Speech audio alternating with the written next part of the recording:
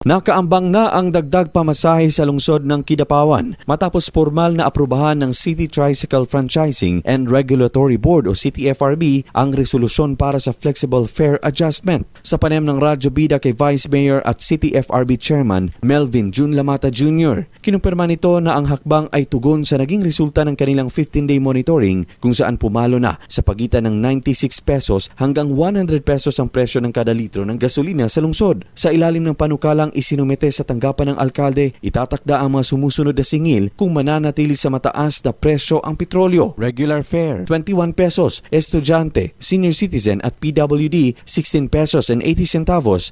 Bata na edad 4 anyos pababa, 14 pesos and 70 centavos. Mahigpit na nagpaalala ang CTFRB na bawal pang maningil ng dagdag pamasahe hanggat hindi nalalagdaan ni Mayor Attorney Jose Paulo Evangelista ang kaukulang executive order. Ang sinumang lalabag ay maaring patawan ng parusa o kanselasyon ng prangkisa. Atong tagaan og assurance ang publiko, sir, ang if ever magbaba ang presyo sa gasolina, mabalik sa normal, within 15 days gikan sa pagmubo sa presyo sa gasolina, i-recommend po nato sa mayor ang pagpanaog o ang pag-adjust sa presyo sa pamasahe. Kasabay nito, tiniyak ng Vice Alkalde na may inihanda ring hiwalay na local fuel subsidy ang LGU para sa malihitimong driver na may sapat na dokumento at ID, bukod pa sa ayudang mula sa DSWD.